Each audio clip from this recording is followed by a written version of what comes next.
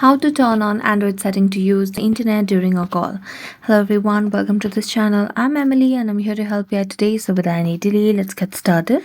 So first of all, launch the settings application on your device over here and then tap on SIM cards and mobile networks.